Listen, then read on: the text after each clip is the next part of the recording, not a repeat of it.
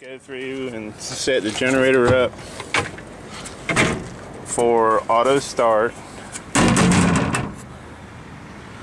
That's turning on the master control switch and having the network light that's on right now. When it goes out, you can plug the auto start cable in and the generator will auto start. It's a lengthy process that we have to wait on. It takes about 30 seconds.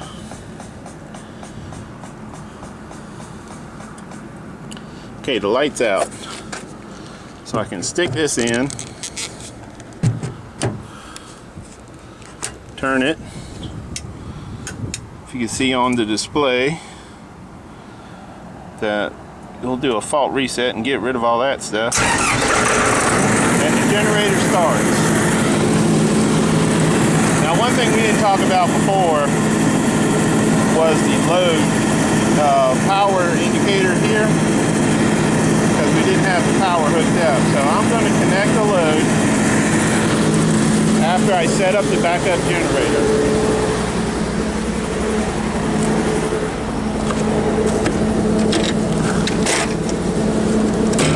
So I just set this up, turn it on that master switch,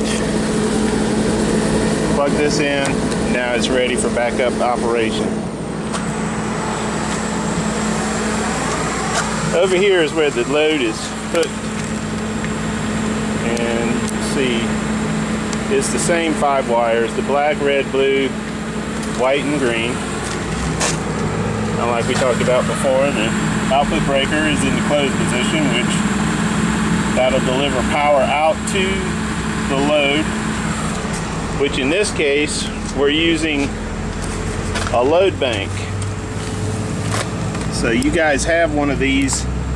You don't have this particular model because this is a 30 kilowatt load bank. You have a 15 kilowatt load bank, but it's the same principle. I'm going to turn it on. Turn on 20 kilowatts of load. I don't know if you can see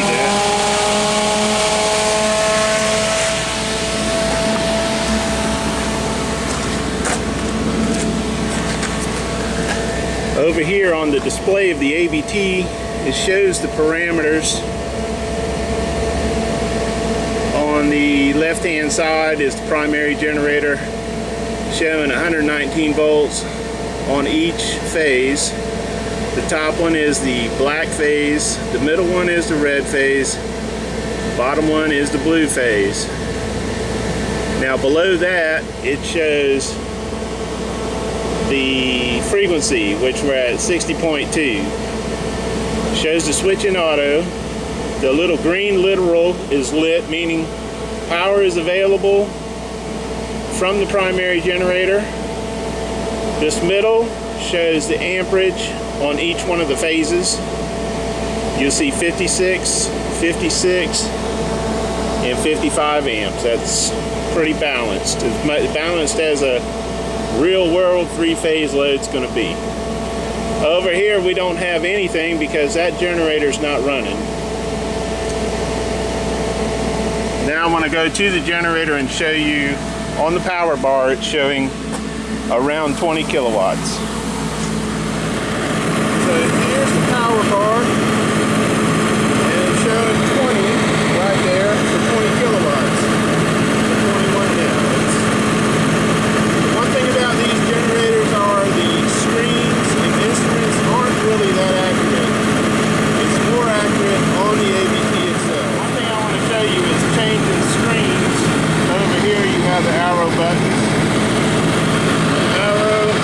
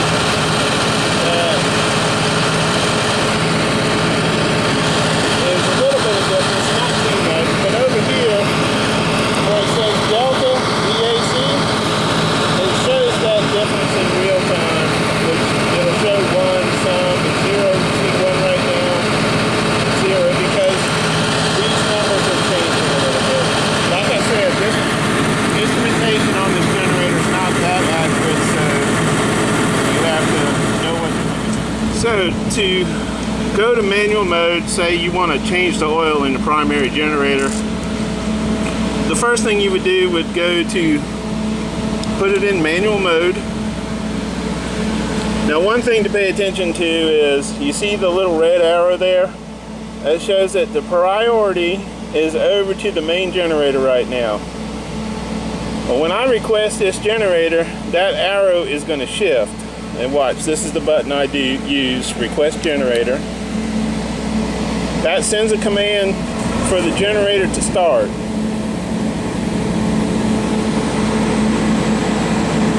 The screen sort of flashes right there, that's normal. And then you have the green literal. Now, my priority arrow hasn't changed yet. I want to switch the load, which is transfer to generator. And this takes a while because it's trying to sync up and change the load without dropping power. However, if this process lasts more than a minute, then when it swaps, it is going to drop power. And you'll see this later on when we go to the computer screen a little bit. I'll talk more about that and how to fix that. One thing you see is the little, what looks like a clock in the 9:30 position right there. That means that the load is being served by the generator, the mains, right now. Once it transfers, it switches over to the 3:30 position and shows that the load is now being served by the backup generator. And I already know that this is going to take a minute because I see that over here on one side the voltage is 122, 123 volts, and on the other side it's 119. The voltage has to be within 1 volt in order for this swap to happen seamlessly without dropping power. Okay, so it's changed over to the backup generator right now. We're showing the red arrow is pointing towards the backup generator, and the little clock in the middle is showing the 9:30 position, meaning that the load is being fed by the backup generator right now. We can try to turn off the primary generator, and you do this by hitting the request mains button until that light goes out. Now the generator's been put into a 5-minute cool down and will stay on until that 5 minutes is up, unless you do the shortcut like I showed you yesterday. So now the primary generator is stopped. We got the alarm light because both sources aren't available, and you get the little red box showing that the power from the primary generator is not available, and you have a little X in the circle there where before you had the sine wave. For voltage adjust and set that voltage so that on the ABT screen they're approximately the same.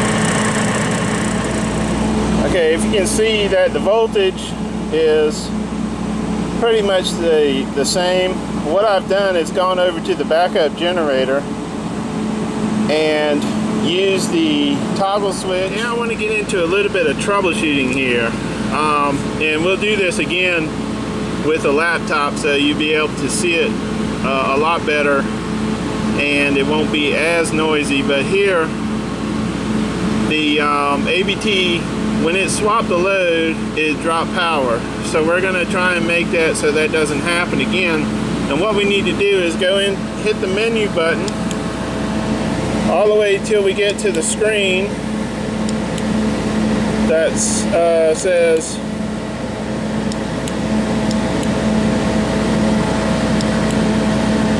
clear critical alarms. I don't know if you can see that, but it says clear critical alarms. You want to press the enter button again, and you get the little red bar up there. You hit enter button again, and that clears all the alarms. And now we'll go back to the display, and I'm going to start up the main generator.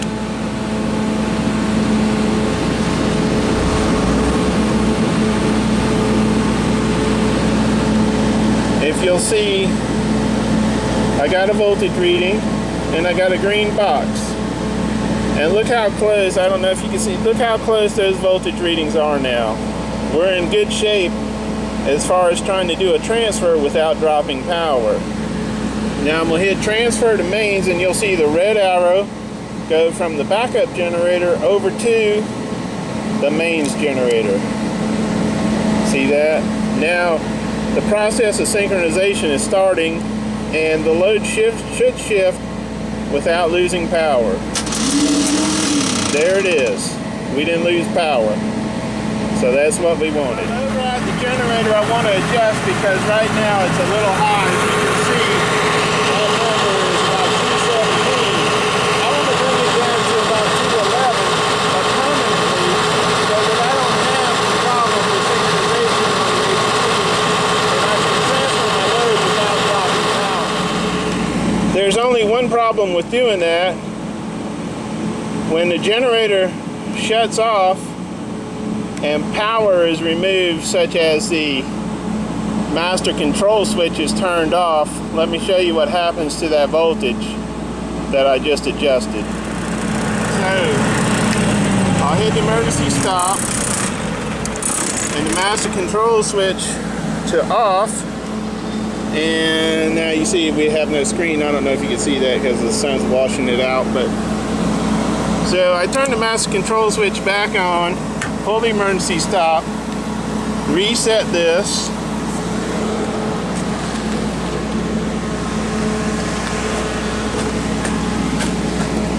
now I'm back over at the ABT, and right now we see there's no voltage, so I'm waiting for my generator to become ready so I can turn it on. I'm going to go to manual.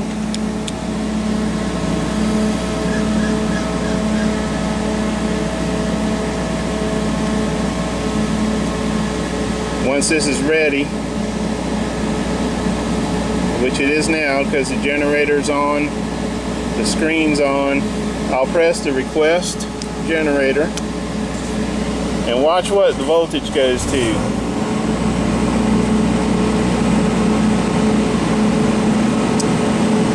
Okay, it's back to that high voltage, the 123.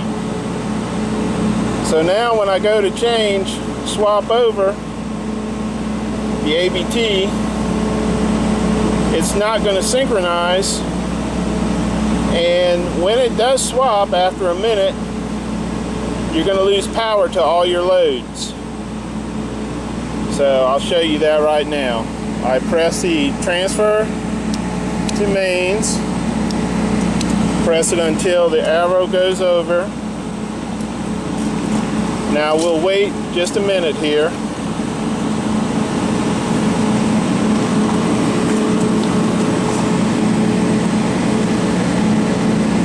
As you can see, it's not transferring over in a timely fashion. We're still waiting on it to transfer. It's obviously not going to synchronize like this. So what I want to do is show you a way to permanently adjust the voltage so this is not a problem for you when you're out deployed. And I'll show you that in a minute. See, I swapped over and I had lost power. What I do is open this little access panel, and over here inside is a voltage adjust, and it shows you that if you turn it clockwise, the voltage goes up, if you turn it counterclockwise, it goes down. You have to take this little cover off. Don't leave it like I just dropped it in there. And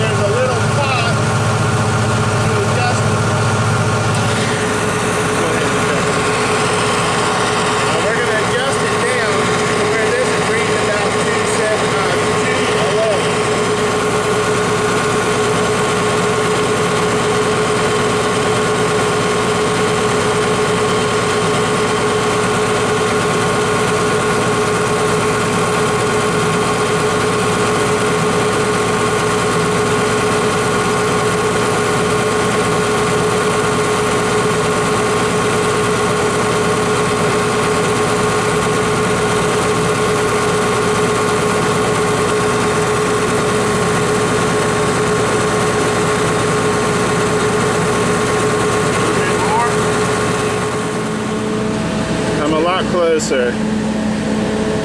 I'm within a half a volt, so that should be good enough to do the transfer. Well, now I have to go in and clear that critical fault again. So I'm gonna hit the menu button until I get to the clear critical alarm screen. I'll press enter once, press enter again, I get the red, press enter again, and I've cleared it. Now I can go back to display and try transferring my load over to the mains by pressing that button, transfer to mains. The arrow is changed over. Hopefully we'll get a good synchronization here.